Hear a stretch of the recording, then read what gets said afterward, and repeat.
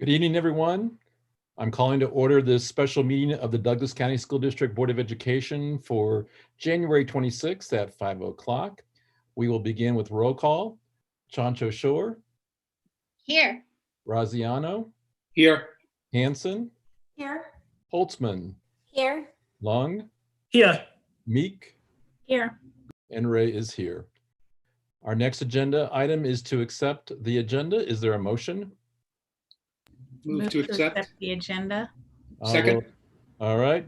Motion made by Meek, seconded by Graziano. Let's vote. Chancho Shore. Aye. Graziano. Aye. Hanson. Aye. Holtzman. Aye. Lung. Aye. Meek. Aye. Ray, aye. Passes unanimously.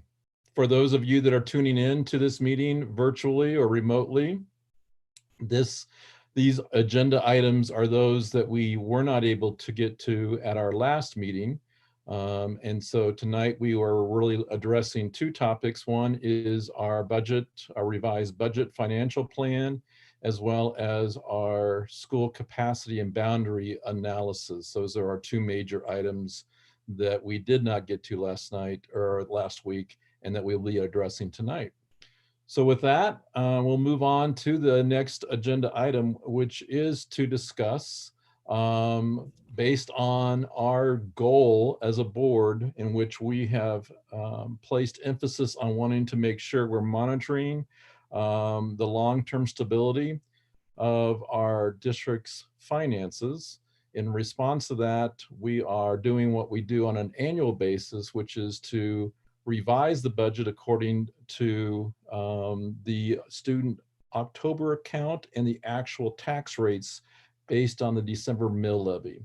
And Ms. Kataska is here to walk us through that, as well as to talk to us about additional things like other projected revenue and expenditure lines that need to be updated based on the information that we've received since the June adoption.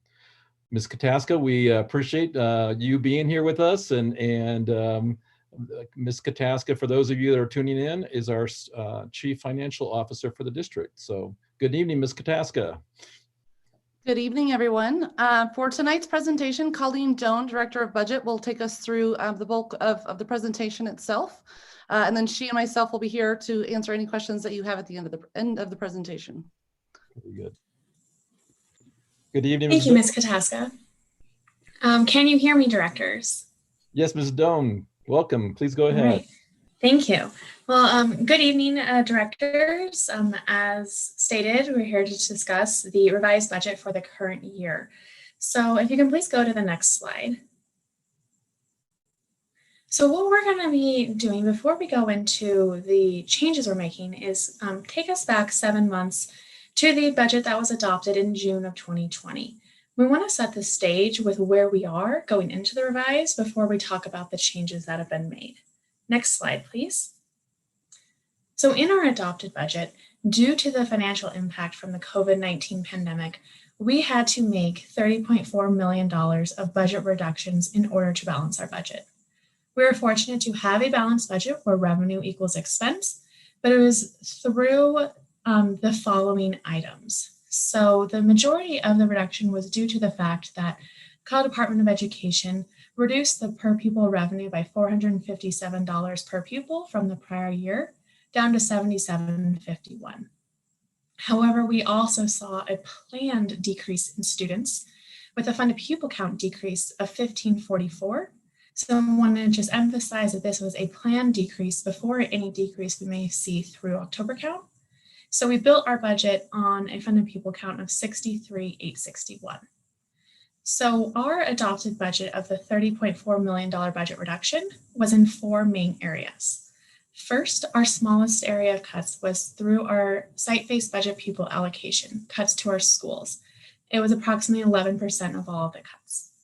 Then 14% of all the cuts were through the form of furlough days that all employees, all full-time equivalents, received either 2 or 5 furlough days that were all taken during this current school year. Then our central and district-wide departments took a share of 56% of the total cuts, or about $17 million. And this is through cuts directly to their budget. That may have been through the form of reduction in staff or reduction in operational expenses. And then finally, the last 19% of our cuts in the form of other cuts, such as proposing fee increases, reducing overtime, mileage reimbursement, reductions to non-appropriated expenditures, and so on. Next slide, please. So when we do the revise, as stated by Director Ray, we have normal things that we adjust for every year in addition to the unique components from the COVID-19 pandemic. Those normal things being October count and mill-levy certification requiring us to update our property taxes. So I want to walk through what some of the assumptions were before getting into that actual financial impact in the financial statements. Next slide, please. So this here shows the change in enrollment. So enrollment truly drives everything. So I wanted to put here 3 points in time to really show that impact. So the first column of numbers, October count 2019, that's going back a year ago. Those were the numbers that drove our funding for the 2019-2020 school year. The projection 2020, the column to the right of that, are the numbers that were used to build our adopted budget. So those are enrollment numbers, not funded pupil count. So that's why the number is different than what was provided on the previous screen. Where we are today is the third column of numbers, October count 2020. And you can see there that significant decrease from projections. So we lost 3,006 students from projections, or we lost 4,326 students from last year. So you can think of it from two perspectives. We were already intending and planning on being down in enrollment from the prior year when we built the adopted budget. And then our enrollment was down even further, predominantly due to COVID. In addition to just the sheer enrollment loss, we've seen a loss in our free lunch eligible students. So year over year, we had a loss of 288 free lunch eligible students. Inclusive of our reduced lunch eligible students, that year over year loss is 1,158. Now, a large part of that is attributed to Hope Elementary and Ascent, no longer DCSD schools. But I do just want to point that out because we don't project free and reduced lunch eligible students, but it is a key component of our funding from the state. And do want to point out that this enrollment trend and the free and reduced lunch trend, both declining year over year, is a statewide trend. This is not unique to Douglas County School District this school year. Next slide, please.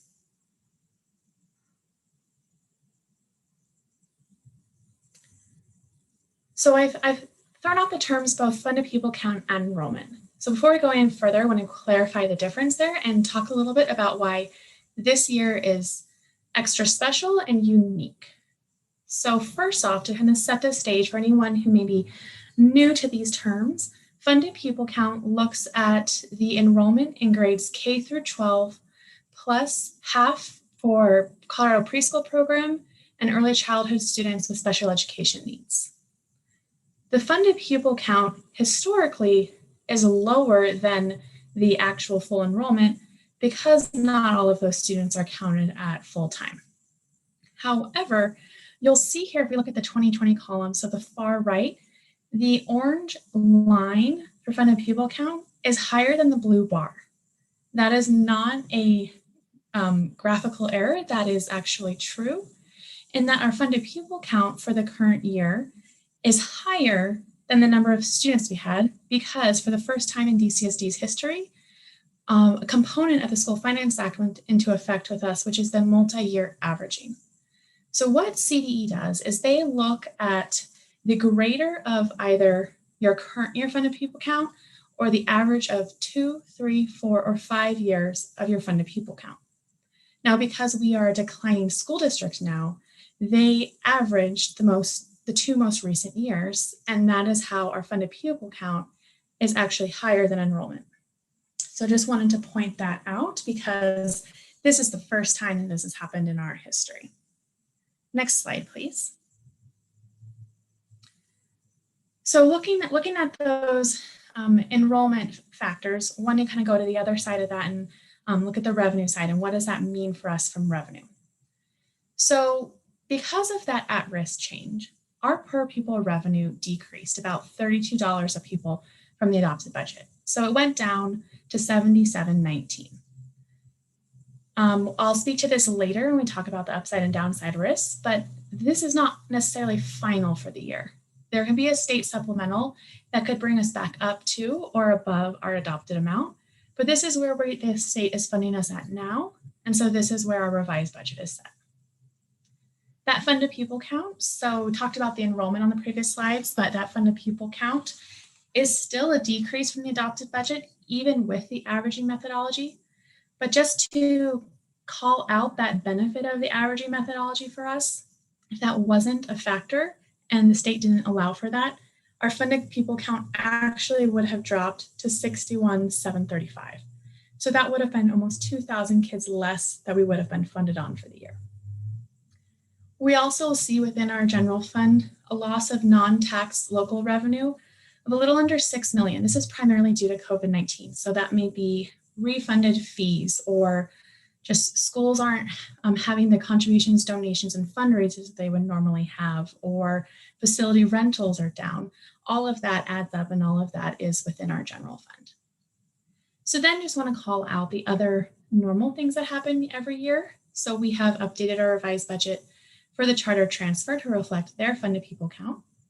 All of our neighborhood schools' site-based budgets were updated to reflect their actual enrollment. We have allocated carryover to our schools back in September, so that's now reflected within the revised budget.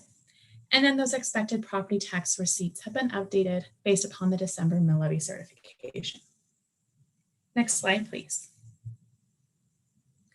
So as we're looking forward into the recommendations, all of those assumptions kind of set the stage there. So what we're seeking from you tonight is a vote to readopt our budget by passing the revised budget. And there are two resolutions associated with this that we seek a vote on tonight. Next slide, please.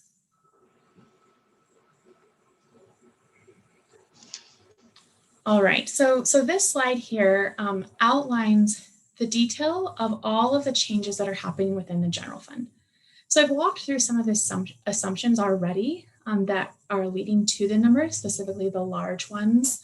But I want to walk through some of those other details, but I'd be happy to, at the end of this, to come back if you'd like any more information on any of these. So on the left-hand side, these are what we're calling the uses of funding. This could be either an increased expense or a decreased revenue. Either way, what it does is it will require us to draw down or use our reserves. On the right-hand side, those are sources of funding. So that means either our expense has decreased or our revenue has increased, and we can therefore add to our reserves. So I'm going to start with our uses. So our uses total $27.5 million.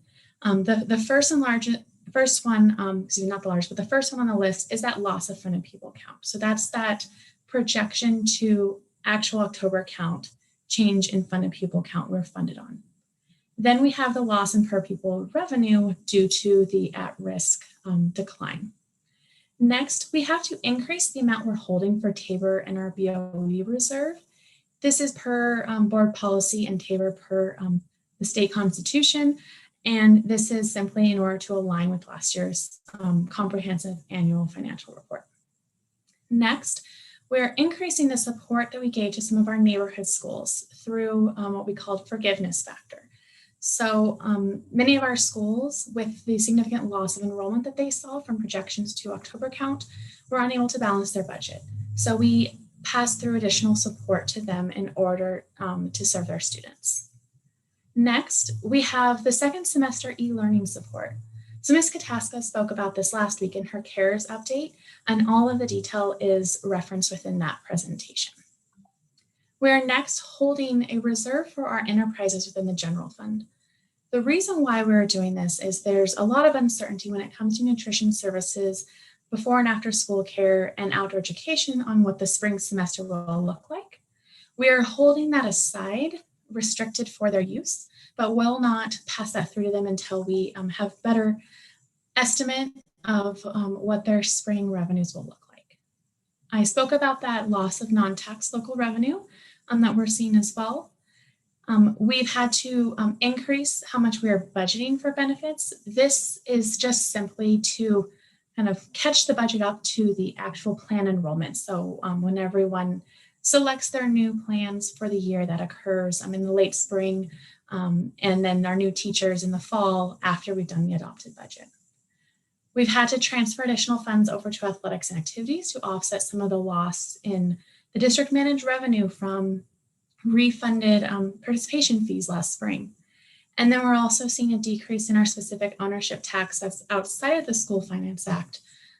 This is for those vehicle registration taxes, just down compared to historical trends. So going to the right side, the total sources are $22.7 million. So we see that loss of SBB for enrollment decline as a source as well. And the reason why that's a source for the general fund is because the adjustments to the SBB are done at the individual site level. And so those are dollars that are being pulled out of the budget there. Then we had some additional funding left over from last year that was not anticipated when we set the adopted budget. We are receiving in that instructional time second semester support that's directly associated with the e-learning funding from CARES that Ms. Kataska spoke about last week. We had timing related savings where there was a settlement reserve that was actually expensed last year. We set aside money for it this year, so we don't need those resources anymore. And then we're also seeing an increase in our Medicaid reimbursement.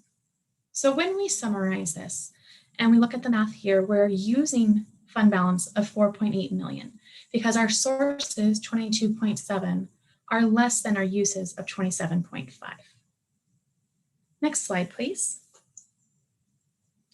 So our recommendation for the Board of Education to pass tonight would be to use $4,761,671 of fund balance in the general fund. We would still be able to retain over 22 million in unassigned reserves. This would set our general fund appropriation at over 677 million. That is an increase of about 6.4 million from the adopted budget. Outside of the general fund, we would use an additional 127 million of fund balance. However, 119 of that 127 is within the bond building fund. So it's entirely anticipated and planned and desired because we want to spend down those bond funds. And the majority of that remaining difference is within our special revenue funds dedicated to our enterprises before and after school and nutrition services. So this graphic on the right shows the fund balance over time. And I do just want to call this out briefly because even though we are planning to, with the board's approval, recommend 4.8 million of fund balance used in our revised budget, we still have very healthy fund balances. So this goes from 2017-18 through our 2020-2021 revised. And that top section there, that dark blue section, is our other assigned and unrestricted, meaning those are the dollars free and clear above everything that we've planned for. So everything kind of builds up on top of itself from the most restricted being TABOR to the least restricted being the unassigned. And so you can see here that even though it's a drawdown of fund balance from the prior year, we're still at or above the amount of fund balance that we had in both 2017-18 and 2018-19. Next slide, please. So just speaking to the other funds very briefly, our capital projects fund, we are seeing an increase in the transfer from the general fund there. This is all due to school-sponsored building modifications and capital projects. So it's when schools desire to fund something that is not covered by the bond. As mentioned in depth already, our enterprises, so our outdoor education fund will see a reduced revenue and associated operations by about 65%. There's been a significant impact to them with the restrictions due to COVID. Our nutrition services fund has cut $15 million from their food sales, but that's been partially offset by an increased federal reimbursement for their meal program of $8 million. So there's still a gap there that has required them to utilize their fund balance. And then our child care fund, they've reduced their revenue by about 55%, their operations by 40%, and for that difference, they will be drawing down their program reserves as well. And then our bond, just to wrap up there, will have an increased budgeted spend to reflect the current construction draw schedule, since we are on track with the bond as it currently stands. Next slide, please. So before I conclude, just to speak briefly to the ongoing upside and downside risk. So these are the unknowns looking into the future. In a typical year, we wouldn't have this many unknowns 7 months into the fiscal year, but this is unique to say the least.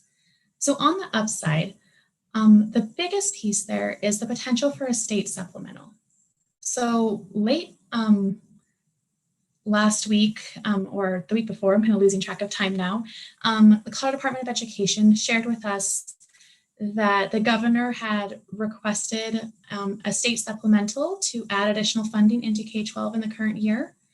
However, the legislature is in recess right now, so they have not reviewed and started to approve that supplemental yet. However, if a supplemental were to be approved and our funding would increase, that would be an upside for us.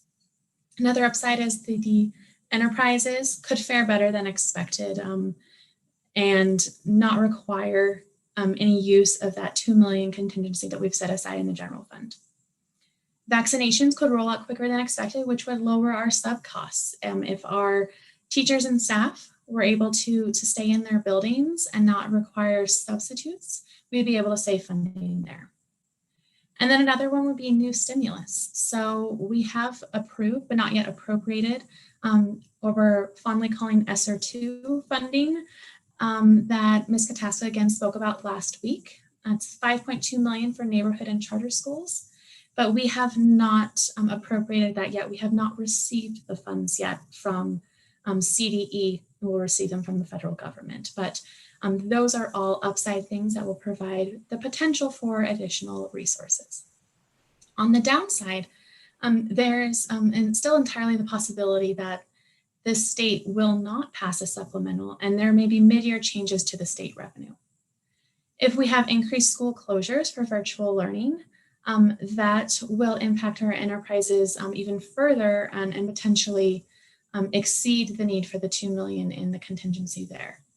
And then finally, on the downside, any mid-year return of our students to neighborhood schools coming from either charter schools or private schools comes without funding, since the state of Colorado funds on a single count date of October 1st.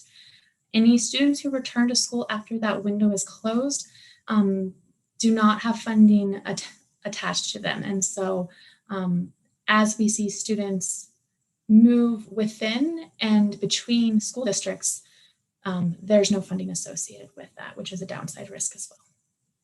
Next slide, please. So with that, I want to now open it up for questions and respectfully ask for a vote to approve our appropriation resolution and our use of beginning fund balance. Thank you.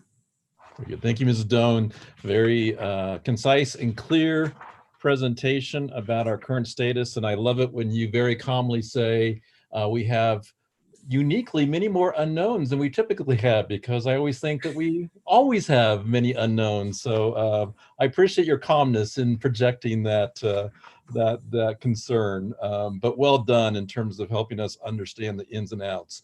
Directors, what questions do you have for Mrs. Doan tonight? And if we could go back to the Brady Bunch view so I can see our directors and I can call on your hands. Ah, very good. All right, directors, what questions? Go ahead, Director Lung. Again, thanks for the wonderful job that the finance department does so far. I have a couple questions related to your presentations. I have not seen the medical fund. So knowing about the COVID, do we have more claim against a medical fund would that possibly affecting if we have more loss due to the sickness of employee, would that have a chance of draw down from a general fund to supplement the medical fund? And also, so Okay. the district is. Hang on, Sorry. Director Long, let's do one question at a time, Okay. sir. So Ms. Doan, if you want to answer that first one. Certainly. So we are actually not seeing an increase in our claims for our Cigna self-insured plan right now. And we're not seeing an increase in the cost of coverage for our Kaiser plans either. We are exploring reasons why with Lockton. And right now it's just kind of uncertain why we're seeing actually a decrease, but that is positive news for us from a financial standpoint, that it is not costing us more and we're able to retain those reserves within our medical funds. And we will be shortly evaluating where we need to set those medical fund rates for the upcoming year when we start budget development. And I see Amanda has joined us on video, so I'm not sure if you want to speak any further to conversations with Lockton on that. Yes, thank you so much. Amanda I'm happy Thompson, to answer. I'm sorry, I just want to introduce you to Amanda Thompson, our Chief Human Resource Officer. Ms. Hi Thompson, there. welcome. Thank you. So we are happy to share that Lockton will be joining us in a future board meeting this spring to share of overall what our plans are, what we offer, and then what next steps will be into the coming future school years around engaging with our employees related to the board resolution. So know that that information is coming in the near future. And should any major plan design changes come, that will not be done without ample opportunity for employees to provide feedback. So like Ms. Doan said, we will provide any kind of benefits premium updates from Lockton and with Lockton at a future board meeting as the budget is further developed and as we receive more data. And then we'll be able to share with employees where we're at for the future year and future school years after that. Very good, thank you. Director Long, back to you. You had another question, I believe? Yeah, the reason I'm asking about a medical fund because we do self-funding of our medical, program. So if it's more claim that potentially affecting our financial future. The second one is the district is looking into going to hybrid or potentially 5 days. If we move to either hybrid or 5 days, and then we have to potentially go back to e-learning, would that affecting our expense, for the remaining semester? I mean, how would different learning model affecting our financial situations? So our general fund has accounted for either option right now because we have the staff budgeted for our e-learning model, and we have the staff budgeted for in-person at our schools, and we have kind of the unique model that our high schools are running right now as well, with their additional pays on their staff for managing their own e-learning students. So we've largely continued what we did in the first semester into the second semester. And so anything that's funded out of the general fund, so largely all of the instructional purposes, we will be able to handle either option within the general fund.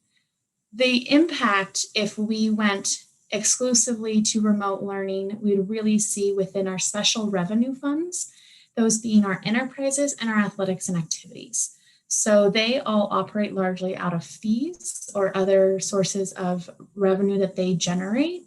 And if they were not to be able to offer the programming or needed to refund families, that would have a significant difference, a material variance from our revised budget. So right now, our revised budget includes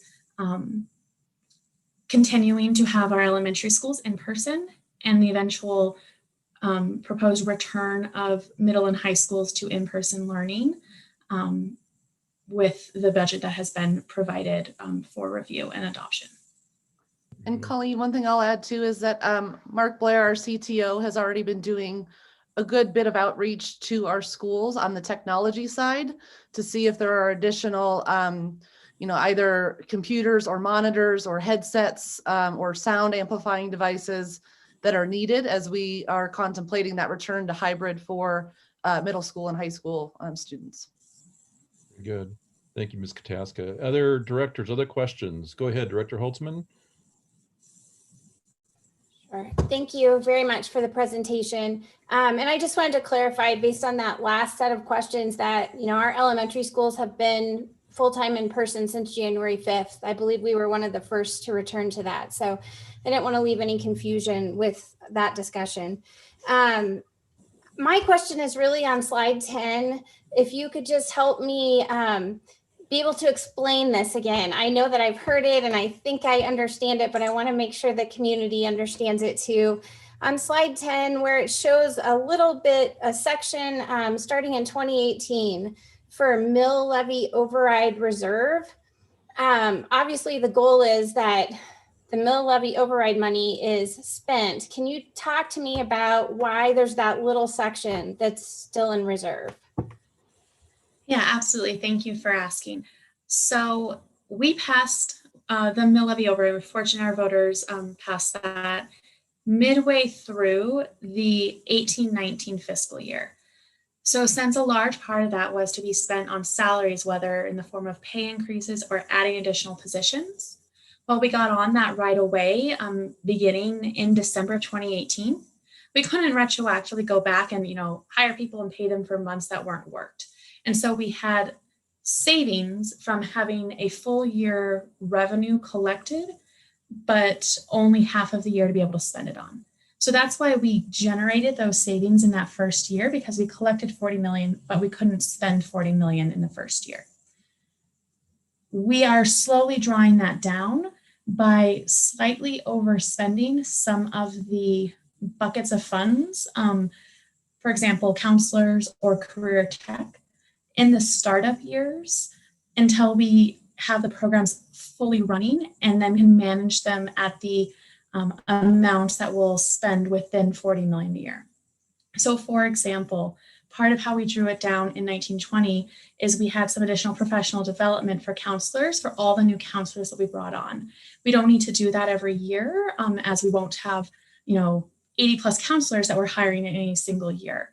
In the current year, a big part of that is career tech. As we ramp up the new programming that's going to be aligned with the bond spend for the high school's career tech programs, we have some startup costs that we won't have in the future.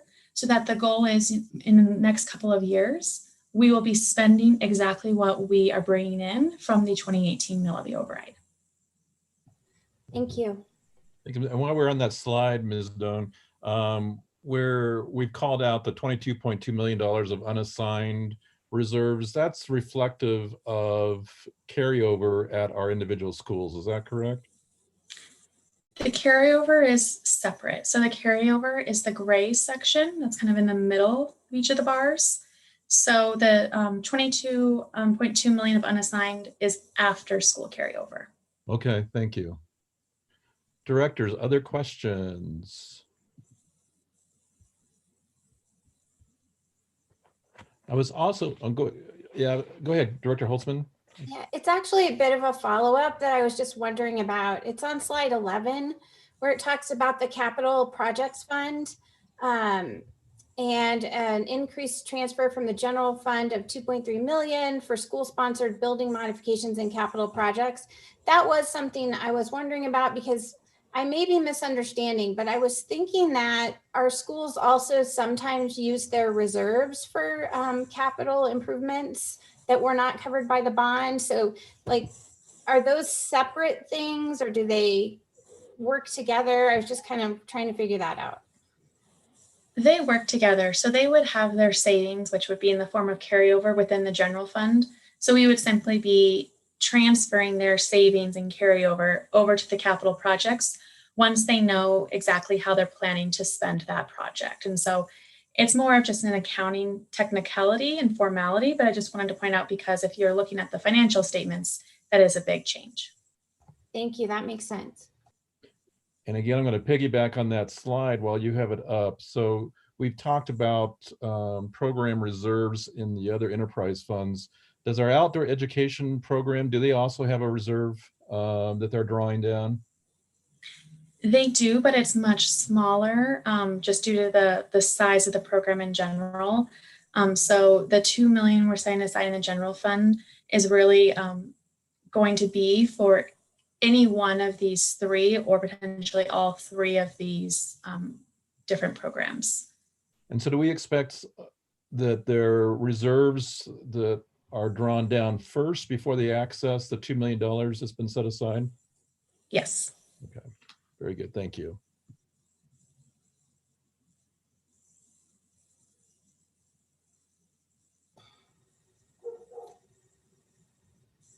Director Ray, I think your microphone is off. Were you calling on me? Okay. Yes. I'll go ahead. Just a final question. Just kind of a takeaway for me on this is that, you know, based on where we are at right now, we are in a position where we do need to draw down some of our reserves. It's a safe position. It's a safe request. But basically, when you look at slide 12, you know, there's a chance that we will recover that if, in fact, the legislature passes that supplemental budget recommended by the governor. But there's also a chance that it could go the other way and have potentially a mid-year rescission. And I just want to make sure that I'm understanding there's no guarantee that that won't happen. And I guess I kind of want our community to be aware and on alert that as our state legislators start to do their work, which is also very difficult with the state budget, there is that chance that it could stay the same or go either way, and that we should probably be aware of that and be advocating for the interest of our students as we watch that process. Is that correct? Yes, that is correct.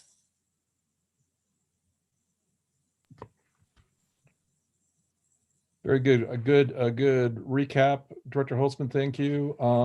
One other quick question, Ms. Doan. I know that we talked about the loss of at-risk dollars because we've lost some kids that typically qualify for free and reduced lunch. Are we? And I know with our program where we're providing lunches for anyone, I'm just curious. Are we doing anything to aggressively identify families that may need that classification in the future, so that we're really, when we do get back to a sense of normalcy someday, that we actually are also accessing those at-risk funds to match what our community actually needs. So I guess that's my question is, are we still getting applications out and still letting parents know that this helps them in these economic challenging times? I believe so, but I want to turn to Ms. Kataska to see if she can better answer your question. Yes, there is definitely that same level of outreach. The troubling point is that parents at this moment in time, because meals are free, they simply don't have the same incentive. And we have tried to advertise all of the different benefits that become available with those applications. But it is still the case in point that the kind of that largest benefit of free meals is already provided.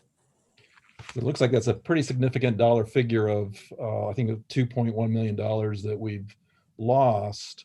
It just seems like it would behoove us to really, and I appreciate that, Ms. Kataska. It sounds like we are doing some kind of campaigning. It would be great if we hand a free lunch out to also have an application form right on the lunch, right? So we can say, do you know that this could continue if you complete this application for next year? But and the other piece I'll add there too is, part of that loss is related to hope and Ascent. So, gotcha. Not due to the free lunches at all. Gotcha. Okay, very good. Director Lung, go ahead. So I read an article a couple of weeks ago. The entire Colorado actually lost over 30,000 students as a state. So, so the loss of the student in our school district, is it pretty much in line with the other large school district? And also, of course, there's always concern about the fund drawdown. The fund drawdown that we have for this semester, is this also in line with the other school district experience, which of course we understand that the unemployment in our country is still high, and in our state, of course, still the same thing. And we don't know where the CARE Act 2 money from President Biden will come through or not. So I just want to, from your knowledge of the other school district, are we in line with what's happening in the other school district, or we are totally out there? So I actually see that Mr. Bingham has turned his video on. So I don't know, I know this is not your agenda item, but if you wanted to speak to the other school districts' loss of enrollment, if this is in line with that. So Mr. Bingham Mr. Bingham is our consultant from WDI, who will be speaking about boundaries and capacities for those of you that are tuning in remotely. Mr. Bingham, welcome and good evening. And yes, what are your insights?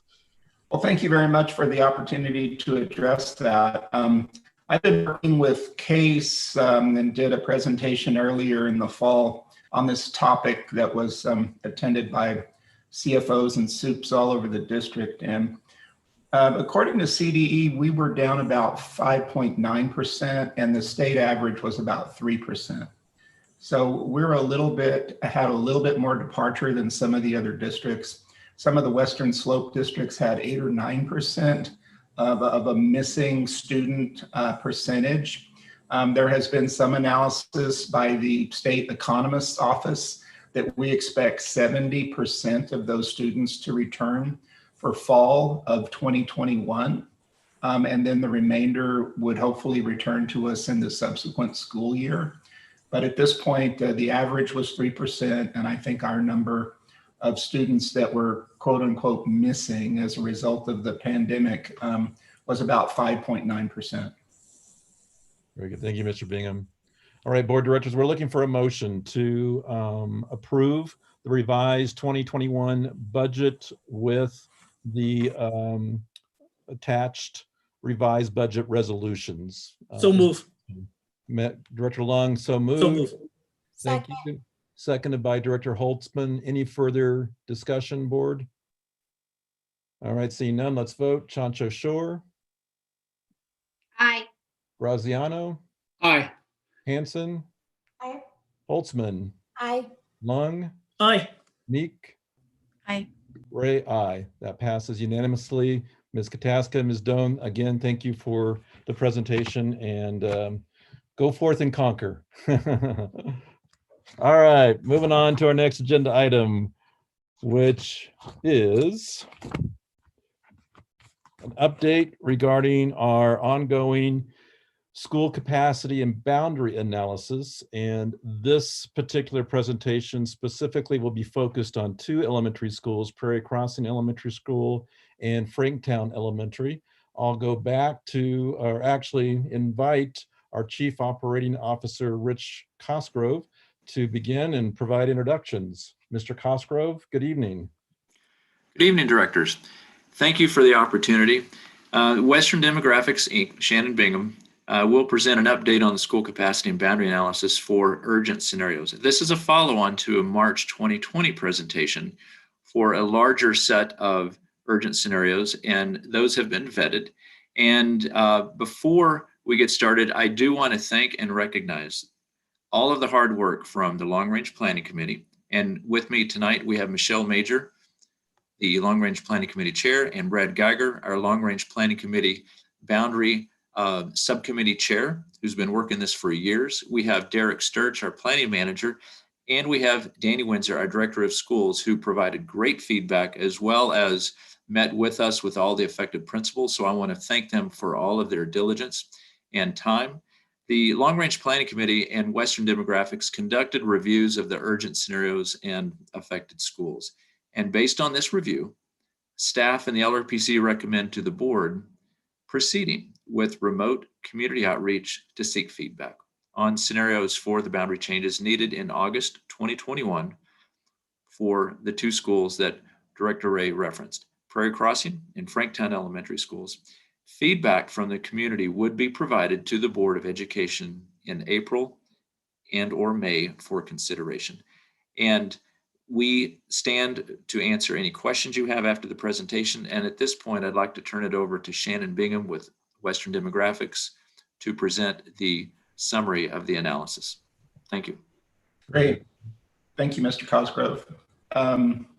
Well, just to introduce this, and I'm assuming that the district will spool the presentation.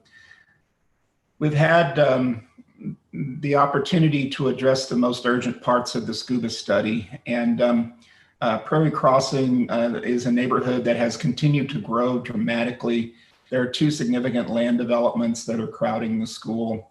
And then Franktown is a situation in which we have a water and sewer system at that school that is troubled and beyond its capacity. And we have a significant number of additional neighborhoods that are growing in that area. And so these two are truly urgent. And we think that most of the stakeholders that consider these two schools will understand why that even given some of the demands of the pandemic, we brought these two issues forward. The board and the administration have also been on board with us looking at these two specific situations. Again, we're trying to be very considerate of any kind of change given the circumstances, but these two situations we see as being truly urgent. As we move forward with these, we're proposing a timeline that is shown in the lower part of this slide of board review happening right now, community outreach, which would be virtual, that would happen in February and March. I've been engaged in a lot of virtual activity through the fall and even into this month on boundary changes in various school districts and some school consolidation issues that were also conducted virtually. And this mechanism has become fairly effective for some of these complex issues to be considered by principals, faculties, and parents. Your board action would happen probably late April, early May, in the event that you decide to take some action or authorize us to conduct a stakeholder process for these two issues. Implementation would be June, and then that would be effective for the 2021-2022 school year, kicking off in August, pending your approval if you decide to move forward with these two items. On this page, we show the first area. There are actually 4 areas in Prairie Crossing that we considered moving.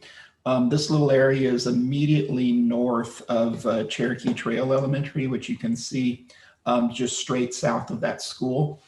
This neighborhood actually lost a lot of children in this kind of missing mystery child departure phenomenon that we've had associated with the pandemic. Currently, there are about 15 students in this area. They are very adjacent to Cherokee Trail, and this is a neighborhood that makes sense as a long-term part of the Cherokee Trail attendance area.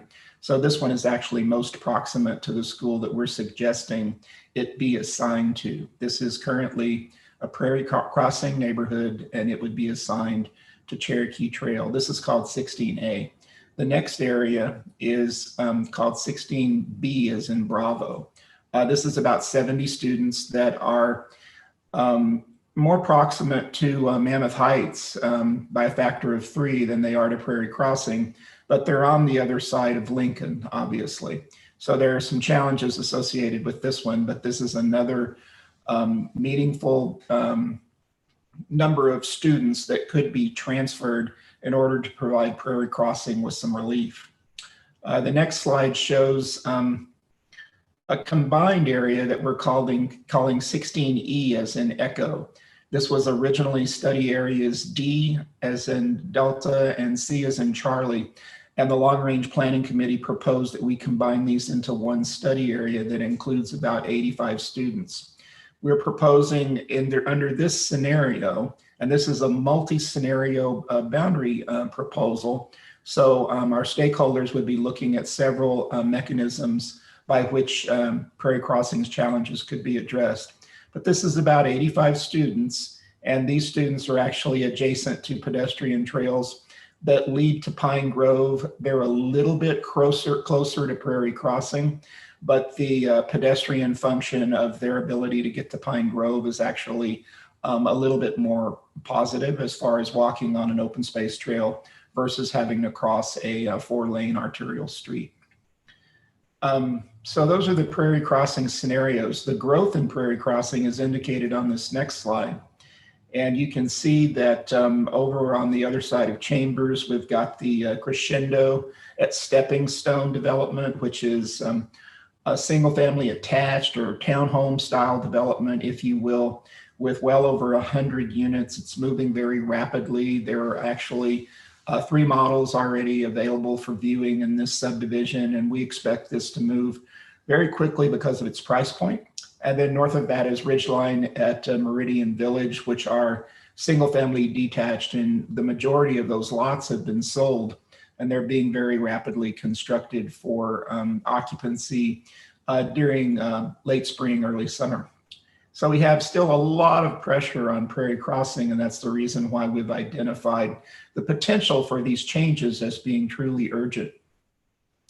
The next slide shows an alternative approach to doing this. And again, this is a modular proposal or a menu-based proposal.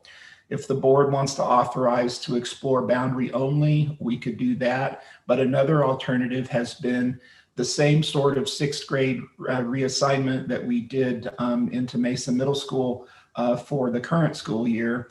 And the proposal here would be to probably focus on Prairie Crossing and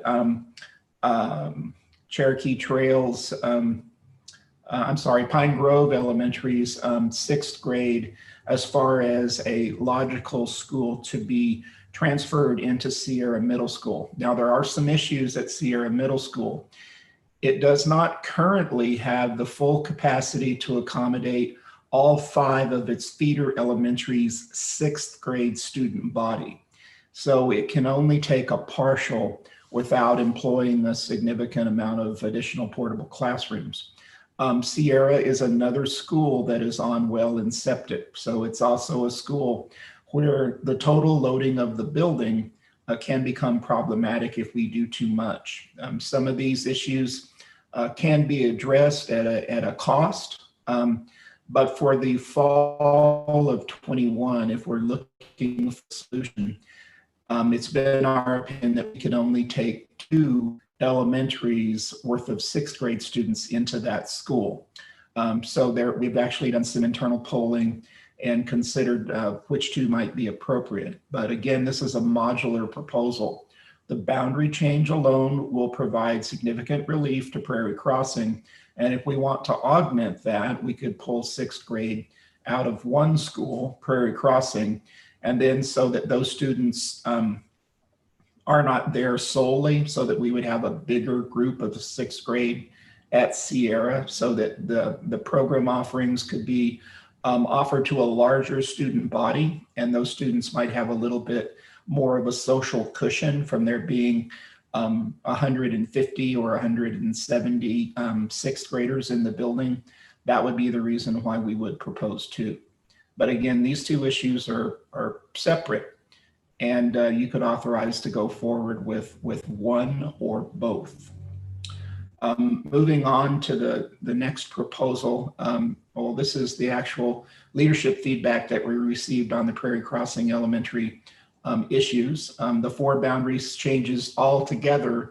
We can't do all of those together. We're just looking at a menu of picking 1 significant chunk of students, probably 85 or 100 to pull out of Prairie Crossing, but we don't need to do all of them. The phased approach makes some sense if we explore the various solutions. The 16 Charlie and 16 Delta solutions also were combined, and the planning committee is recommending that combined square area of 16 Echo, which is that whole area straight south of Pine Grove, that would be the area that we would most favor moving as a combined scenario. Regarding the 6th grade, given the situation at Sierra, we think that Prairie Crossing and Pine Grove are conceivably the best candidates for relocation to Sierra if we chose to go that avenue. Again, this is a modular proposal, and you could pick the boundary options, you could pick the middle school options, or you could pick both. The next slide is talking about the situation in Franktown. We have 2 areas that we have settled upon as being logical reassignments. The northern part of the Cobblestone Ranch subdivision that's developing very rapidly has about 30 students in it. And that area is immediately adjacent to the northeast Mountain View boundary. So it would be shave off of one boundary assigned to the adjacent boundary. So from a map logic standpoint, that one would make some sense and look good, look appropriate on a map. Then we have this other area called 5A that if we're going to do something for Franktown, even though we don't have Franktown students that live in that area, we have this kind of finger of the Franktown attendance area that sticks up off of Bayou Gulch Road. And our thinking has been that if we're going to do anything in Franktown, we might as well go ahead and move this area 5A, which currently doesn't have any students in Franktown, but it's just kind of one of those housekeeping issues where if we're going to do anything that affects Franktown, we should probably consider moving that one little area while we're at it. On the next map, you can see the detail of area 5A. That's actually Bayou Hills Road that goes straight north off of Bayou. We have a variety of locations. Mr. Bingham, Mr. Bingham, Sure. I can interrupt you. Your audio is kind of cutting out on us. So I don't know if anything just happened or if it's bandwidth, but if you could repeat your last 2 sentences. Okay, so we have about 16 students in a variety of schools in this attendance area. And at this time, as of early January, there were none that were assigned to Franktown. But again, this is a housekeeping issue that is kind of a while we're at it solution. And again, I apologize if I have an audio issue. My neighborhood is having some sort of a broadband issue, and it's been very evident with my phone all day, as Derek and I have discovered. And we've kind of been lucky that my internet connection has been fairly stable. Next slide, just to move quickly. This shows the Cobblestone Ranch area that we are calling scenario 5D as in Delta. This is northwest and north of the open space that divides the Cobblestone Ranch, sort of. This is a cohesive neighborhood. Again, we're not really saying that this is not a cohesive neighborhood, but there is a logical divider according to an open space buffer that's probably 150 to 200 yards wide. So there is some separation there, although people that reside in this community exercise and circulate through both neighborhoods and consider it a single neighborhood, all cobblestone, but this one area is an area where we have the opportunity to separate. The next slide shows some of the construction area that's in this 5 Delta area. There are 30 students there now, and it's developing very, very rapidly. There are probably 35 or 40 homes under construction. And we just see this as getting us to and beyond the breaking point of Franktown Elementary. So this is why we consider this to be urgent, is that we have probably the potential for at least 45, 55 additional students coming out of this neighborhood. And if we're going to do something to Franktown, this is one of the current developing areas where it might make some sense for this area to be reassigned. If we look at the area south of the open space, which is area 5C as in Charlie, that part of Cobblestone already has 146 students south and southeast of the open space. So if we took everything, it would dramatically depopulate Franktown, and it would be more of a change than we really need. in order to right-size Franktown given its challenges with its water and sewer system. So at this point, what we're proposing is that we focus on this 5 delta. You can see some of the homes under construction in the lower right. Moving on to the next slide, you can see the leadership feedback on this issue. Taking all of Cobblestone is too much. They're in item 1. 5A makes sense from a map logic area. 5 Delta, moving the part north of the area seems to make the most sense geographically. Future development also makes sense. Timing of these changes is something that would probably be effective for an effective date of August 22. Seem to make the most sense if we were going to change for existing families. Again, I guess the concern there is that the rate at which Cobblestone is moving, we're probably going to have the majority of those students move in. So that would be something that we probably need to think about, would be the effective date. If we're going to have a softer implementation, it would be feasible to manage a change for August of 2021 was what our leadership observed. So at any rate, that's kind of some of the timing associated with that change 5D as in Delta. Again, for 5 Alpha, we're not really affecting anyone. So that one is probably mostly benign, but we plan to process that with stakeholders if you authorize us to move forward on these 2 issues. The next slide shows an overview of how I conduct remote outreach. I alluded to this a little bit in my opening comments. I really believe parents have gotten used to this process. I have had a lot of success doing this. I'm doing another event tomorrow evening. I usually start with senior leadership steering committees, then I move on to principals and then faculty and then parents. I try to inform everybody as appropriate at the appropriate time as I go along. And so far that respect for the chain of command process has been very effective for me. I use Survey Monkeys with a QR code on screen, so people just point their phone at a code box on their screen and then that immediately launches a survey that they take. And we have immediate results. Actually conducted we conducted our committee meeting in long range using the same capacity and looked at the results as we voted. So it works very well. I usually give an informational PowerPoint that shows why are we here, what are we proposing, who would be affected, next steps, remind people that the board is the final arbiter of these issues. We have a little Q&A that starts out in chat and then it moves on to live questions. I very candidly and very transparently answer all questions and more or less read stakeholders' questions verbatim so that everybody knows what was asked. Usually most of these are working well within a 1 hour time horizon. Sometimes I'm spilling to about 1 hour and 15 minutes, but for the most part, we move fairly concisely through the content, and folks have appreciated the opportunity to participate, to have a voice and an opinion in changes that I proposed. I've been working in Grand Junction and Fruita on some elementary, middle, and high school boundary changes there.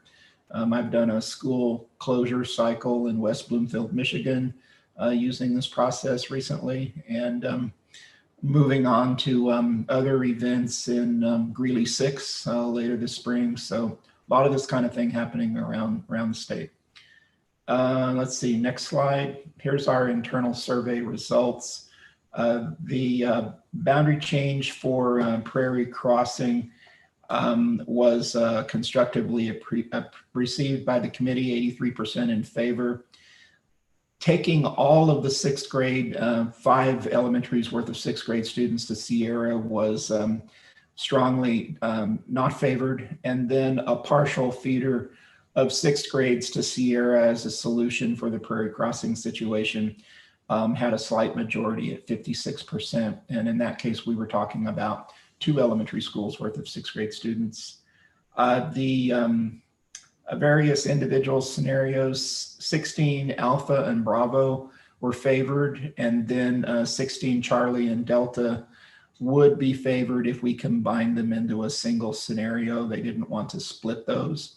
So we probably have three distinct neighborhoods that would be considered that long range would suggest that we go forward with if we're going to consider a group. Regarding the middle school scenarios, 21 Alpha and 21 Charlie, which affect Cherokee Trail and Pine Grove, had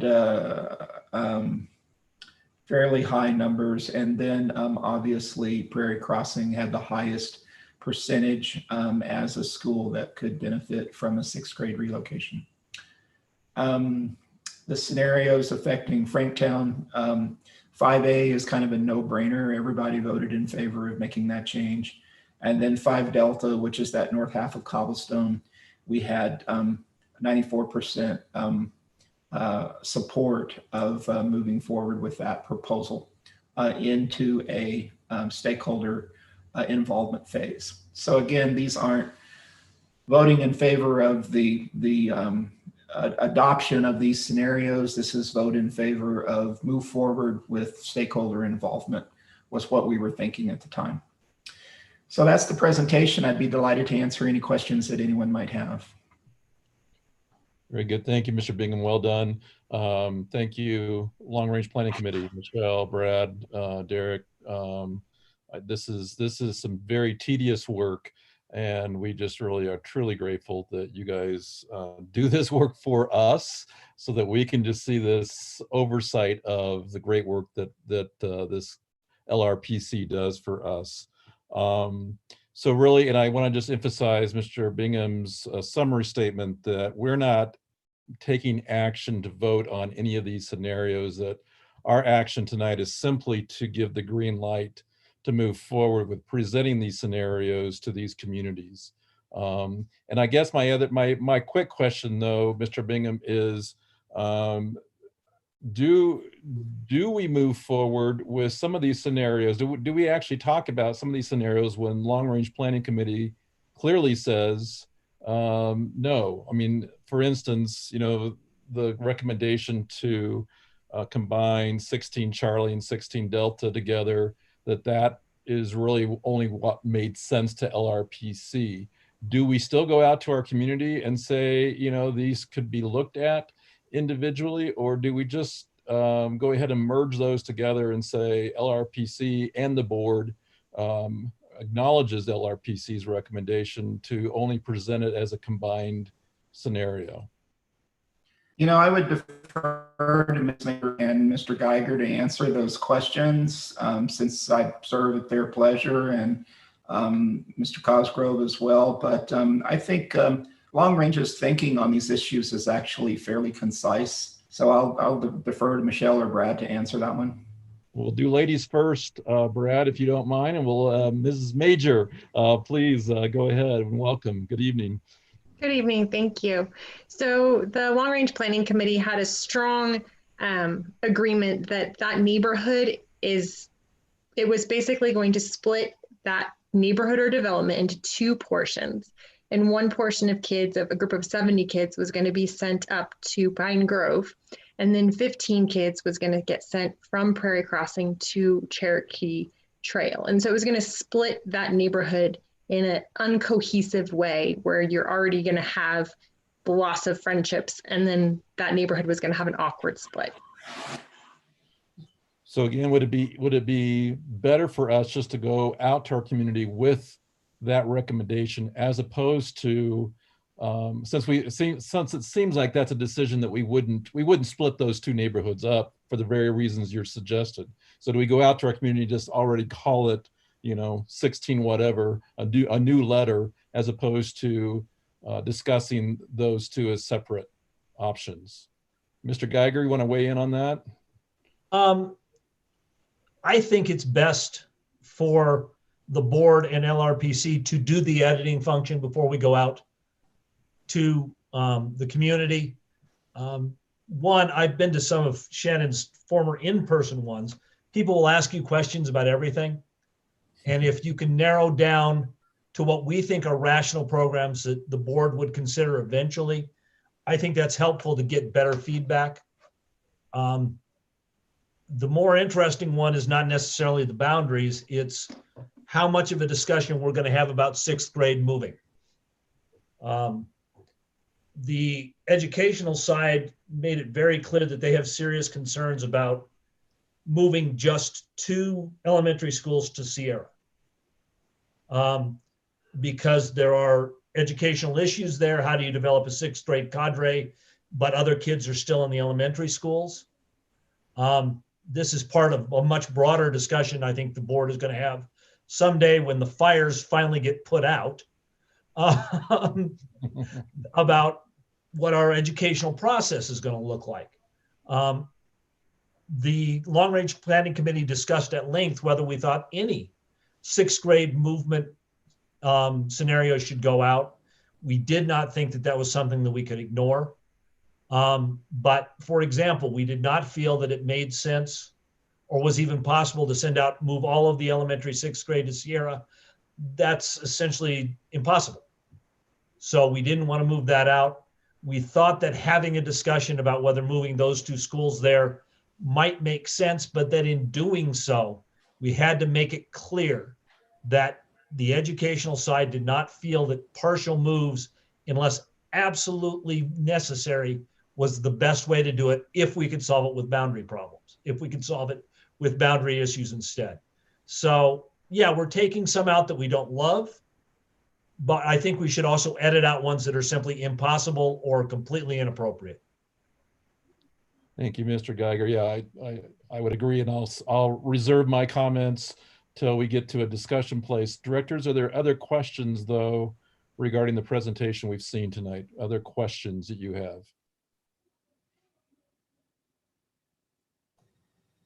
Go ahead, Director Holtzman. Sure. So I guess one question I would have would be trying to decide which order to ask these in. I'm sorry. If the boundary changes were made, let's say, to the Prairie Crossing elementary scenarios in the short term, would that preclude or make it more difficult to consider a future 6-8 configuration at Sierra Middle School? And I probably am asking Mr. Windsor this question, would be my guess. In other words, if we only went out to the community with these boundary changes and we didn't talk to them about what we found when we did the original survey, we found that the majority of parents and community in that area did prefer a 6-8 middle school scenario. If we didn't discuss that and we just said it's not possible, not preferred, and we're just going to go for boundary changes, if we did that, would it preclude or negatively impact our ability to do that in the future once we maybe had more resources and were able to do that? So Mr. Windsor, Executive Director of Schools for the Parker area. Director Holtzman kind of called you out on that one, so we'll let you go first. Thank you. It's good evening, board directors. It's good to see you again. I think it's a great question, Director Holtzman, to think about this kind of phased in approach. I think there's a couple of layers to this conversation we're looking at, is knowing that we have seen some of the decline in the enrollment side of things. Is there an ability for us to be able to look at a way to alleviate Prairie Crossing in the short term with a smaller term fix or smaller term kind of solution that's there, with still then allowing us to look at the longer term picture of potentially looking at a 6-8 configuration. Part of that, I think, is also due to looking at operational sustainability, programming, and staffing within our buildings. I think is a significant conversation we need to have to ensure that if there was a significant movement to as far as a partial deployment of a 6th grade, that could really impact an elementary school budget around staffing and as well as programming for opportunities. So as I look at this and the conversations with our leaders as well, that more kind of smaller phased in approach during a declining enrollment time is how can we ensure that we alleviate it, but also not then disproportionately impact the building negatively around programming and staffing, while then still giving us the flexibility long-term to look at that 6 through 8 potentially structure at Sierra Middle School. So I think actually what you're alluding to is actually really what we're trying to plan is how do we do this in a way that doesn't have such a sustained impact that we can't turn back from it to then look at the longer term picture. So I appreciate the question. Thank you. And I guess, you know, based on that answer, and maybe I need to wait for discussion, but that makes sense to me. You know, I also want to make sure that we are transparent with our community when they ask, why aren't we considering the 6 to 8 at Sierra Middle School? Or perhaps, you know, I'm only one board member. Perhaps we do want to put out there to them that there's a possibility of moving, you know, 2 elementary 6th grades, not all 5, but doing it. Perhaps that's what we want to do. But I guess in my mind, having listened to the LRPC discussions, and I'm always amazed, to be honest, at the detail that they go into and how thoughtful they are.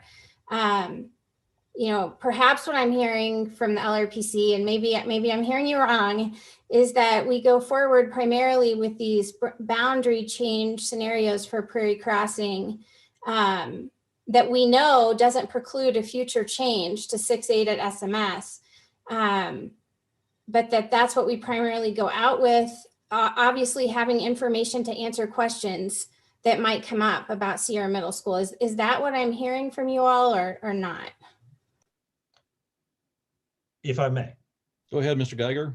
I think, you know, our thought was that this issue of moving 6th grade to middle schools overall and to Sierra was going to get raised, and that if we went out, we should at least say clearly to the community, listen, if you much prefer moving 6th grade, understand these are the limitations and the other problems.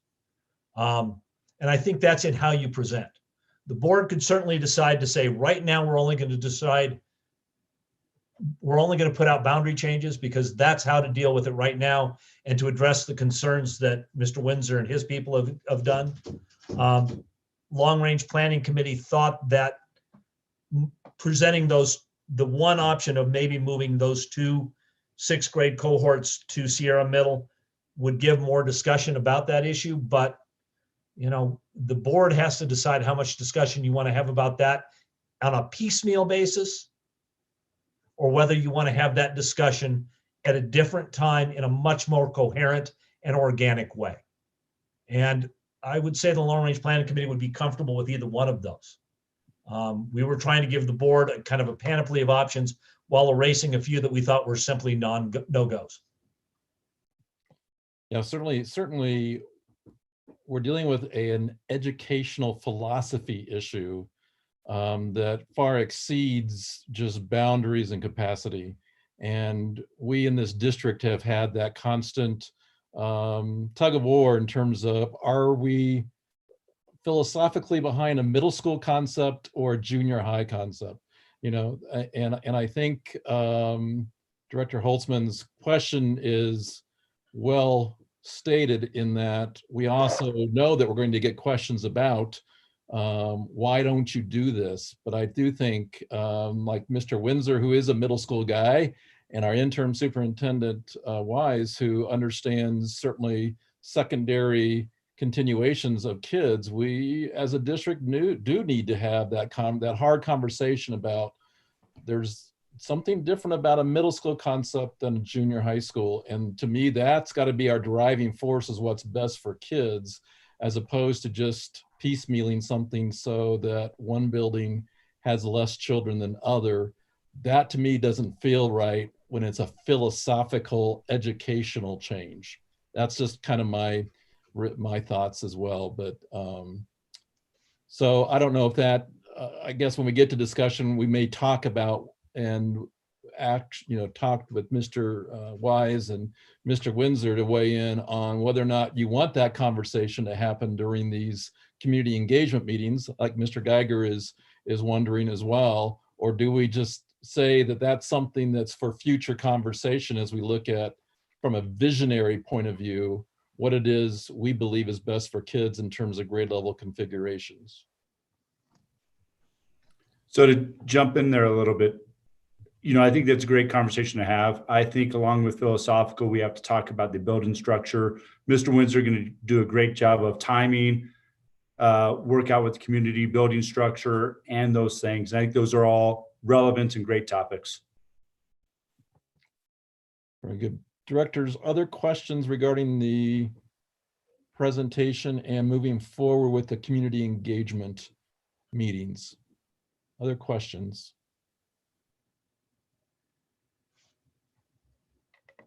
All right. Let's go ahead and take a motion, and then we can also have further discussion after the motion. But again, as Mr. Bingham suggested, we're really looking at a motion to proceed with community outreach for the urgent scenarios specific to Prairie Crossing and Franktown Elementary Schools. Is there a motion? I move to proceed with the community engagement on the 2 scenarios discussed. Very good. 2 schools discussed, multiple scenarios, but Right. 2 schools. Very good. Director Meek has made the motion. Is there a second? Second. Second by Graziano. Okay, further discussion. Any other conversation about this? Go ahead, Director Holtzman.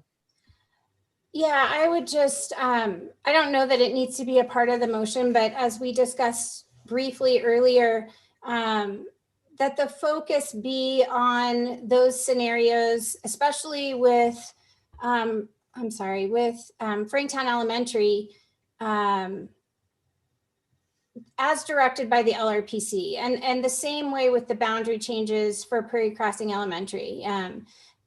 And I'm trying to look at the numbers right now, but I think you know what I'm talking about. It's what Ms. Major said, which was we don't want to split that neighborhood, and what she said basically. So utilizing the expertise of the LRPC as we go out to make that our primary presentation, and then I would also ask that we be prepared to really talk about that Sierra Middle School, request basically from much of our community when we did the prior survey. And I think the more they can hear up front that possibly about the educational benefits of that, as well as some of the practical budgeting things that would happen if we took 6th grades out, some of the practical budget things that would have to happen to improve, the school that's on a well and sewer system, I guess. But going ahead and sharing that and being very transparent with our community so that if that continues to be their desire in the future, that they'll be prepared to know what it will take. So I think you're clarifying, Director Holtzman, that the motion made also includes the edited versions the LRPC is making recommendations with. And you're also communicating a desire for us to at least begin planting the seed of, is there interest from our community to begin having that discussion of the benefits of a different grade level configuration for those 2 schools? Yes, that's much more well said. Thank you. Very good. All right. Any further discussion, board directors, regarding the motion that's been made and moving forward with the community engagement sessions? And then again, we will hear back in April or May the recommendations based on that community input, some recommendations for us to actually move forward with. Any other questions or discussion? All right, seeing none, let's go ahead and vote. Chancho Shore. Aye. Graziano. Aye. Hanson. Aye. Holtzman. Aye. Lung. Aye. Meek. Aye. And Ray is an aye. That passes unanimously. Again, a one and all, Michelle, Brad, Derek, all of you guys, Mr. Bingham, especially too, we just are truly grateful for the work you've done, and we'll look forward to the feedback session that we will have once you guys get out there and meet with our community. So thank you for being here tonight with us. All right. All right, directors, moving on to Board of Education reports. And we do have a meeting next Tuesday at 5 o'clock, our regular meeting that is scheduled for February 2nd. Those of you that worked on the agenda planning with me. That meeting will primarily really cover two things. One, our work session will focus on the READ Act, and where Mr. Reynolds will begin giving us kind of that statutory foundation for student achievement.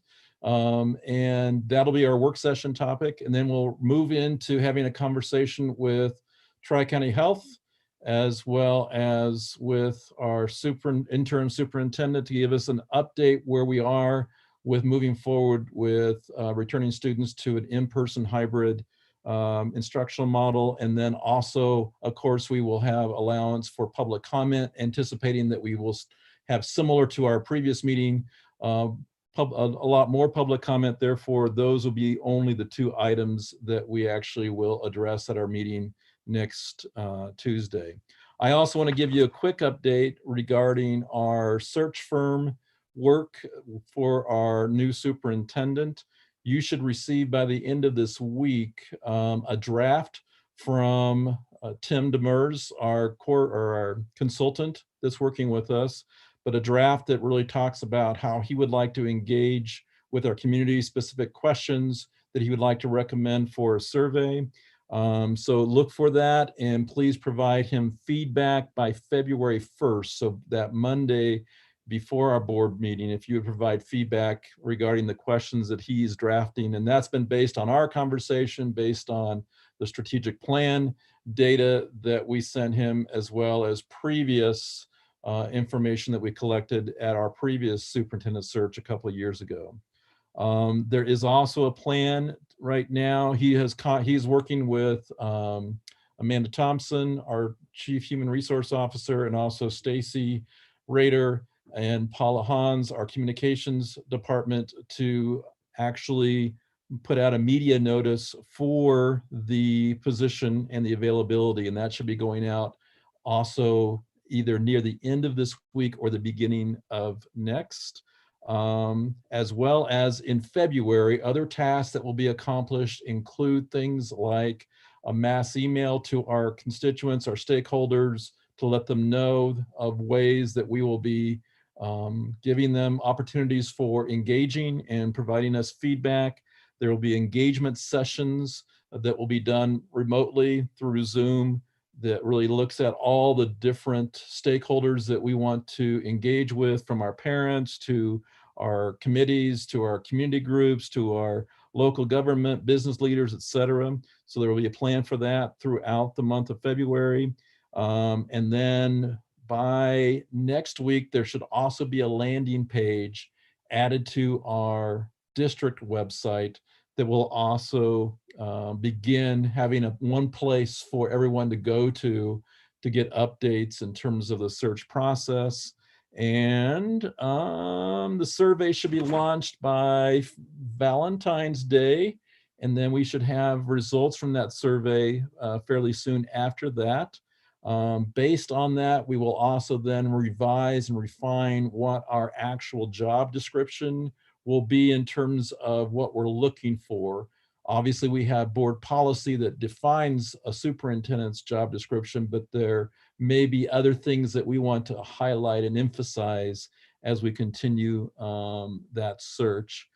Then finally, I would just tell you that as far as target dates, it looks like March 15th would be the target date when we'd actually have identified that pool of candidates that we want to begin working with more closely in terms of interviewing and vetting and talking further about. So those are just some projected tasks that I wanted you to know about.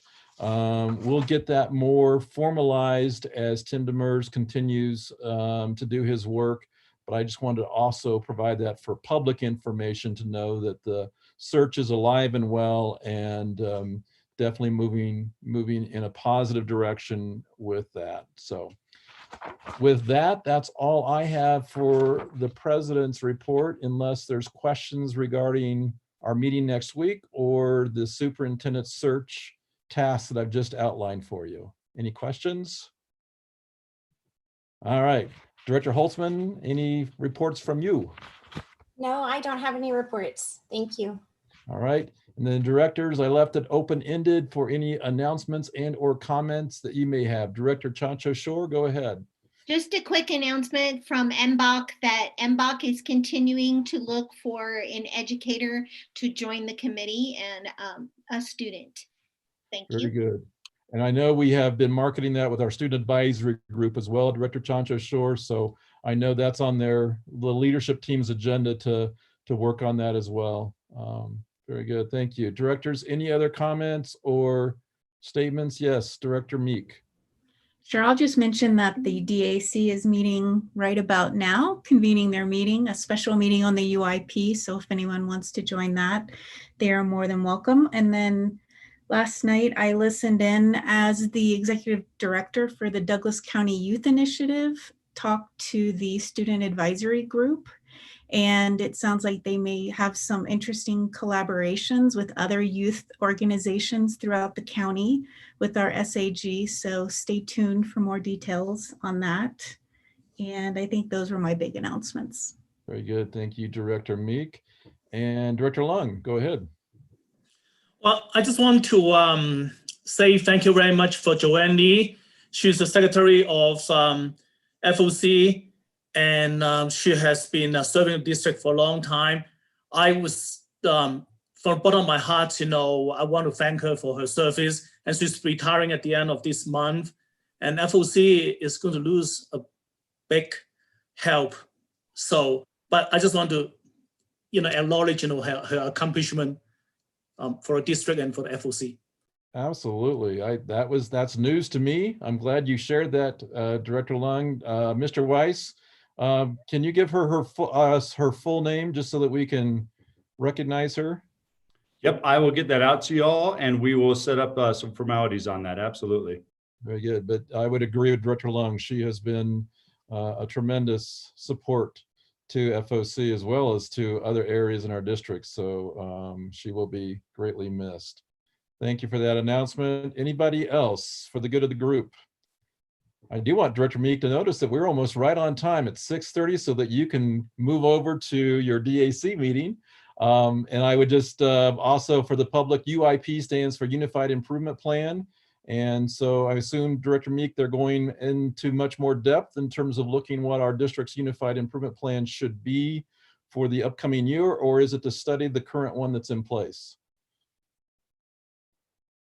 Oops, you're on mute. Sorry about that. We're in a very unusual time frame right now with testing results not being available, and also I'm looking forward to learning a lot more. Very good. I can share more after tonight's meeting. Very good. All right. Directors, unless there's anything else for the good of the group, I will entertain a motion for adjournment. So move. Adjourn. Motion moved by Director Lung. I assume that might have been a second by Director Meek. All right. We'll take a quick vote since it's hard for us to all verbalize at the same time. So Director Chancho Shore. Aye. Graziano. Aye. Hanson. Aye. Holtzman. Aye. Lung. Aye. Meek. Aye. Ray, aye. Meeting is adjourned.